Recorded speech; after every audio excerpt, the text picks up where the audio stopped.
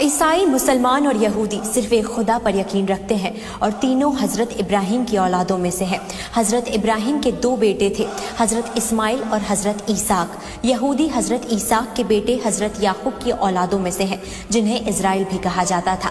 آپ سبھی جانتے ہیں کہ آسمانی کتابیں چار ہیں: توریت، زبور، انجیل، قرآن۔ توریت حضرت موسیٰ پر نازل ہوئی، جسے یہودی اپنی کتاب تناخ مانتے ہیں۔ قرآن میں توریت کا ذکر ہے، لیکن وقت کے ساتھ اس میں تبدیلیاں ہوئیں، اس لیے مسلمان آج کے توریت کو مکمل نہیں مانتے، کیونکہ خدا کی بھیجی کتاب میں بدلاؤ نہیں ہوتا۔ دوسری طرف کرسچن حضرت عیسیٰ، جیزس کرائسٹ کو خدا کا بیٹا مانتے ہیں۔ حضرت عیسیٰ بھی حضرت اسحاق کی اولاد سے تھے، لیکن عیسائیت ایک ایسا مذہب ہے جو ہر نسل اور قوم کے لوگوں کو شامل کرتا ہے۔ عیسائی حضرت عیسیٰ پر نازل ہوئی کتاب بائبل کو مانتے ہیں، جسے مسلمان انجیل مانتے ہیں، پر مکمل نہیں۔ اور اب بات کرتے ہیں مسلمانوں کی۔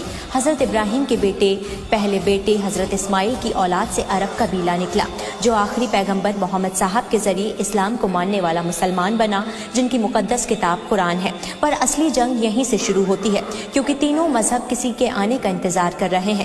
یہود ایک ایسے شخص کا انتظار کر رہے ہیں جو یہودی قوم کی عظمت قائم کرے گا اور فلسطین کے بیت المقدس یعنی الاقصی کو ٹیمپل میں بدل دے گا، جس شخص کا ذکر قرآن میں ہے، جسے مسلمان دجال مانتے ہیں۔ اس لیے اسرائیل بیت المقدس کو شہید نہیں کرتا۔